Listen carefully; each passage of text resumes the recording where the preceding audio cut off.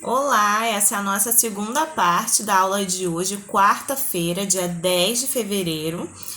E agora a nossa aula é de História. Então, abra o seu livro na página 3 de História. Vamos falar sobre formas de produção em diferentes tempos. Então, vamos falar um pouquinho sobre fábrica, produção de produtos. Vamos lá?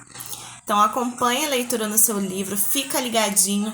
Se tiver alguma coisa que você considerar bem importante, marca com marca-texto ou com lápis de cor, tá bom? Vamos lá. Você já pensou em como são produzidos os objetos usados no cotidiano?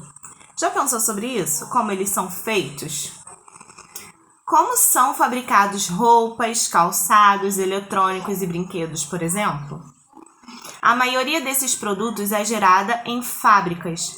Nelas, a matéria-prima passa por um processo de transformação por meio do trabalho de pessoas e máquinas. O resultado, é o produto, o que a gente gostaria de comprar, o que a gente adquiriu. Matéria-prima é o elemento que é extraído da natureza e através dele é fabricado o produto, como por exemplo o algodão, que é retirado da natureza e transformado em tecido, Daí pode fazer roupas, produtos para casa, como lençóis, colchas e por aí vai, Veja imagens de algumas fábricas na atualidade. Então, você vai observar aí no seu livro essas imagens. A primeira é uma fábrica de automóveis em São Bernardo do Campo, São Paulo. Na imagem ao lado, uma fábrica de sapatos em São João Batista, Santa Catarina. Embaixo, nós temos uma fábrica de iogurtes na Ucrânia, em outro país. E do outro lado, uma fábrica de brinquedos na Alemanha, também fora do Brasil, outro país. Então, aqui nós temos exemplos de 4 fábricas da atualidade. Será que era assim também no passado? O que você acha? Vamos descobrir, vamos para a próxima página. A produção de mercadorias no passado e no presente. Atualmente, o modo de fabricar produtos é bastante diferente da forma usada no passado, pois ocorreram grandes mudanças no processo de produção com o passar do tempo. Conheça como os tecidos eram produzidos no passado e também como são feitos atualmente. Então, observa aí no seu livro as imagens e os textos, Vamos ler. Fabricação de tecidos no passado. Há 300 anos não existiam fábricas. Por isso, a produção de tecidos era realizada manualmente, com a utilização de ferramentas e máquinas simples. Muitas vezes ocorria na casa das pessoas com a participação de familiares. Vamos lá. Os tecidos eram produzidos em tear. Não se faziam muitos de uma única vez, pois eram encomendados e vendidos um a um. As máquinas transformam o algodão em fios. Cada peça de tecido era única, era feita manualmente. A matéria-prima, como a lã de ovelha ou o algodão, era retirado da natureza por algum familiar para ser utilizado na produção do tecido. Os fios usados na fabricação de tecidos eram feitos na roca de fiar. Esse no passado, agora vamos ver atualmente. A fabricação de tecidos no presente. Atualmente, quase todas as etapas de produção de tecidos são realizadas por meio de máquinas. As máquinas transformam o algodão em fios. Na sequência, os fios são traçados, apertados, assim tornam-se tecidos. As fábricas produzem em grande quantidade e de forma mecanizada, diferentemente do que acontece na produção artesanal. Geralmente, o algodão, uma das matérias-primas usadas na fabricação de tecidos, é colhido por meio de máquinas agrícolas. Na fabricação, cada trabalhador tem uma função específica, como cuidar da qualidade do produto ou operar as máquinas. Então, antigamente era tudo feito manualmente e hoje as máquinas fazem todo o trabalho, ou quase todo o trabalho. Só precisa de alguém para coordenar, para estar ali, ligar, saber qual a função, em determinado momento. Agora nós vamos para as atividades na página 5. Você vai fazer a página 5, fazer essa atividade, pausa seu vídeo e depois nós vamos continuar na página seguinte. Então agora pausa o seu vídeo, faz as atividades e aí você volta. Fez? Então tá bom, vamos continuar. O surgimento das fábricas. Conforme você estudou anteriormente, há 300 anos não haviam fábricas.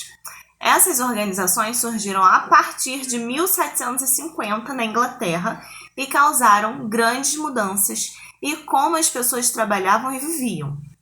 Na época, ocorreu um grande desenvolvimento de tecnologias. Foram criadas máquinas a vapor para serem usadas na produção de mercadorias nas fábricas. O uso de máquinas aumentou a produção e a tornou muito mais rápida. Aí nós temos uma imagem, né, que mostra uma fábrica, né, daquela época. Vamos observar, né, observa aí no seu livro com muita atenção. O carvão era queimado e o calor aquecia a água na caldeira. Isso gerava muita fumaça e vapor d'água. O carvão era a matéria-prima usada para gerar a energia que movimentava as máquinas. Homens, mulheres e crianças trabalhavam nas fábricas por aproximadamente 16 horas por dia. Essas pessoas operavam as máquinas e por isso eram chamadas de operários. Geralmente trabalhavam com uma função específica e conheciam somente uma parte da produção, pois não participavam de todas as etapas de criação da mercadoria. Um mecanismo a vapor d'água movia os teares que produziam os tecidos. As matérias-primas, como algodão e lã, para confeccionar os tecidos, eram compradas pelos donos das fábricas em grandes quantidades e ficavam estocados. As primeiras fábricas e máquinas mecânicas produziam tecidos. Todas as máquinas e também a fábrica pertenciam a uma pessoa. Então era assim no passado. Agora vamos ler o texto na página 7, lá em cima. As fábricas eram instaladas nas cidades, o que ocasionou o crescimento urbano, pois eram necessários trabalhadores para operar as máquinas. Essas pessoas geralmente vinham do campo. Naquela época, as cidades não eram tão movimentadas como hoje em dia, e como passaram a ser a partir das fábricas. As pessoas trabalhavam mais no campo, com plantação e colheita de alimentos, criação de animais, e com o surgimento da fábrica de oportunidades de emprego, as cidades ficaram mais movimentadas. Todo esse conjunto de acontecimentos recebeu o nome de Revolução Industrial. Então, o que foi a Revolução Industrial? Foi quando surgiram as fábricas e mudou a vida das pessoas, né? O trabalho passou a ser feito em algumas partes, por máquinas, e as pessoas que trabalhavam no campo começaram a trabalhar nas fábricas nas cidades. Continuando a leitura, porque mudou completamente a vida das pessoas naquele período. Essa ilustração representa como era uma fábrica, então nós já vimos, algumas coisas. Então, revolução significa uma mudança, uma transformação de algo, como, por exemplo, da sociedade. Então, a Revolução Industrial foi quando as fábricas começaram a surgir e mudou a vida de muita gente. Então, foi realmente uma revolução. Vamos para a próxima página. Os trabalhadores e o tempo do relógio. Com o surgimento das fábricas, o relógio se tornou um objeto bastante utilizado. Os relógios eram importantes para organizar a rotina de trabalho dos operários, pois o tempo de trabalho e o de descanso eram controlados pelos donos das fábricas. Conheça as transformações ocorridas na Inglaterra a partir de 1750. Quanto ao modo de vida dos operários, que trabalhavam em fábricas de tecidos. Então, aí nós temos uma ilustração, mostrando como era. Então, fica ligadinho, acompanha a leitura aí no seu livro. Antes do surgimento das fábricas, as pessoas trabalhavam em casa ou em oficinas e definiam o tempo que trabalhariam na produção dos objetos. Depois de vender os produtos, esses trabalhadores ficavam com o valor cobrado.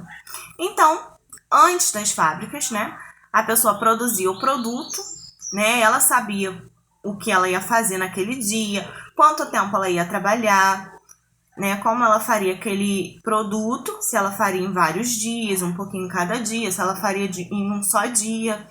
E aí, quando ela vendia, o dinheiro era só dela, né? Ela recebia o pagamento pelo que ela fez. Com o surgimento das fábricas, os operários passaram a receber um salário pela função que realizava. Então, a pessoa começou a receber um salário e não mais pelo que ela produzia. Então, ela recebia um salário por mês, né, normalmente, mas não era por cada coisa que ela fazia. Entenderam a diferença? Quando a pessoa trabalhava em casa e fazia um produto, ela vendia aquele produto e pegava o dinheiro daquele produto. Quando começou a trabalhar na fábrica, ela tinha um salário por mês e não mais pelo que ela produzia. O dono da fábrica pagava de acordo com o tempo trabalhado pelo operário e definia o tempo de trabalho e o valor do salário. Dessa forma, a contagem do tempo era muito mais importante para os trabalhadores e os donos da fábrica. Os operários moravam em casas com pouca ventilação e iluminação, em bairros próximos à fábrica onde trabalhavam. Com o salário que recebiam, não podiam pagar por uma moradia mais confortável. A poluição do ar causada pelas fábricas provocava doenças em muitas pessoas. Então, isso é bem complicado, né? Na próxima página, na página 9, nós vamos ler o Saiba Mais. É de 1335 o registro do primeiro relógio mecânico de que se tem notícia. A partir de 1600, muitos relógios foram colocados no alto de torres e de igrejas de cidades inglesas, para a população não perder a hora. Algum tempo depois surgiram os relógios de bolso, mas como eram muito caros, nem todas as pessoas podiam comprá-los. Os relógios de bolso se tornaram populares há cerca de 200 anos. Contudo, atualmente é muito raro encontrar pessoas que usam esse tipo de relógio. No passado, ter um relógio era símbolo de riqueza e de uma boa posição na sociedade. Então, aí nós vemos um exemplo do relógio de bolso. Hoje em dia, né, ninguém usa mais. Na verdade, a gente usa mais o celular para ver a hora, mas muitas pessoas ainda usam relógio de pulso e não o de bolso. Outros olhares. Em algumas sociedades não industrializadas, ou seja, em que não há fábricas, o tempo é medido de forma diferente. É percebido por meio de observação da natureza e as tarefas diárias são organizadas conforme as mudanças naturais do decorrer do dia, como o nascer e o pôr do sol. No passado, em Madagascar, meia hora equivalia a um cozimento de arroz, enquanto um momentinho era o mesmo que um fritar de gafanhoto. Madagascar é um país do continente africano. Então, cozinhar o arroz equivalia a 30 minutos e fritar um gafanhoto era um momentinho.